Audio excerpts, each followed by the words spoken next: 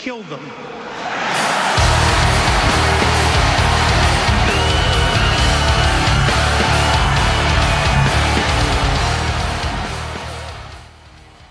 Welcome everybody to my video of the world's largest record fair in Utrecht, the Netherlands, April 2016. Little disclaimer here for you guys, my camera was acting up like a dick and popping in and out without focus, so just bear with me. It's just to give you guys an impression on how the fair was. Simply put in one word, huge. This record fair is even bigger than last year in November. They had one complete hall and then another hall that was for about 30% filled with vinyl vendors. CDs were completely unnumbered and also were the 7 inches. I could recall that last November there were a little bit more 7-inch dealers as well. Oh look, the 3LP Typo Negative album there. As you can see here, I'm mostly focusing on the general impression and on the metal selection. That is the genre that I usually dig through, but they had absolutely everything here. They had Latin music, Brazilian, French, practically everything, pop, rock. Most vendors were categorized, as you can see here, just nicely, also nicely in plastic sleeves. But again, some vendors just had €1 bin. Just browse through them and see if you are lucky to find that record that you absolutely love. And this is the Rolling Stones vendor. He only had Rolling Stone albums. This was just amazing. He had records like 400, 500. As you can see right here, 150 euros, which is one of the cheaper ones. Also autographed memorabilia. Fun guys to talk to as well. They were quite fun. And simply put, this was just amazing. It wasn't too crowded when I shot this footage. This was probably 11, 12 o'clock in the morning, as you can see here. A lot of different types of vendors. As you can see here, soundtracks as well. Oh, Star Trek, very nice. Rare Japanese pressings. This guy had anime as well, and on top there you see the Scorpions Virgin Killer copy from a Japanese band, which is some computer voicey and mellow sounding music there. But as you can see, you could find everything here. If you were looking for some sort of record and you couldn't find it here, it must be very obscure or very rare or very valuable, because I have seen records here that I've never seen before in my life. So that was amazing. This guy had a lot of rock and pop and 7 versions of shades of Deep Purple, from expensive to not very expensive. And just look at this wall back here.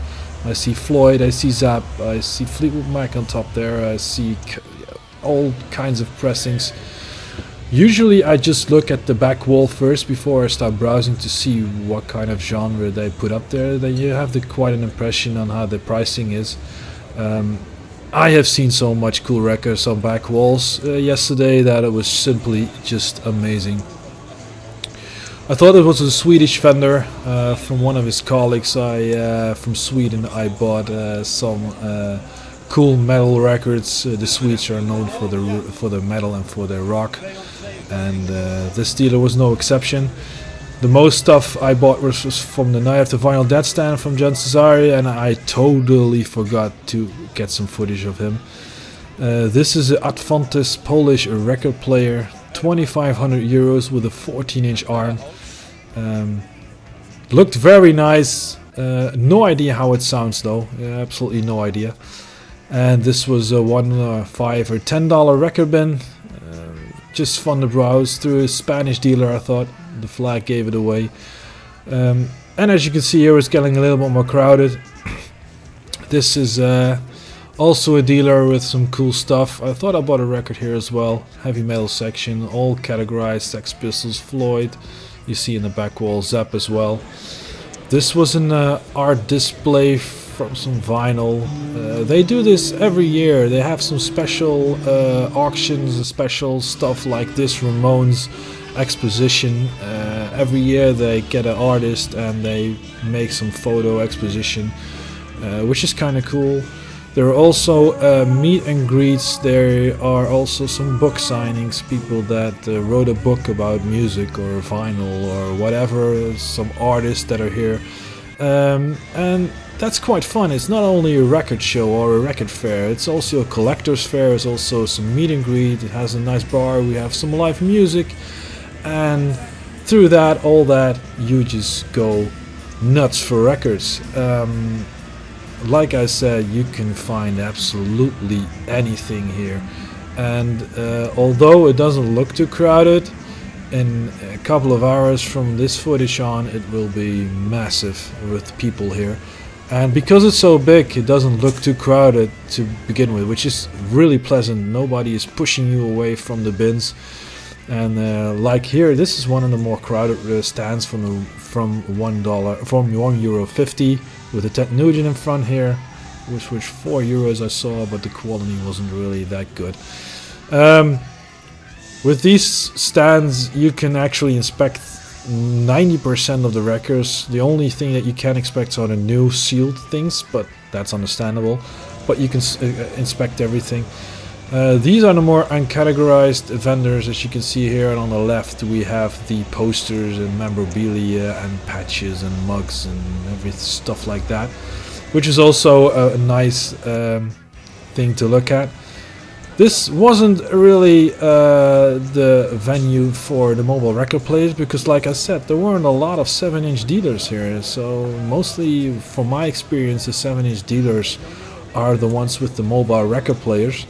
But it was fun that I could film one of those guys inspecting a record. Last year I saw a lot more of these guys doing this kind of stuff.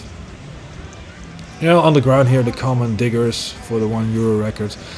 My plan, if I should go 2 days, and maybe next year I will go 2 days, is that day one, check for the things that you want the most. Just go browse quickly through all the vendors, know which vendor has what, and on day two just dig through all the €1 or €5 bins, because look at this. This is just impossible. This will take you like an hour or two just to browse through everything correctly. And these were the Latin guys rocking it out, and talked to them a couple of minutes. Cool guys. But it gives you an impression on how huge this thing is. If you want to go look through everything in 2 days, I would say that it is virtually impossible to do. Just simply impossible.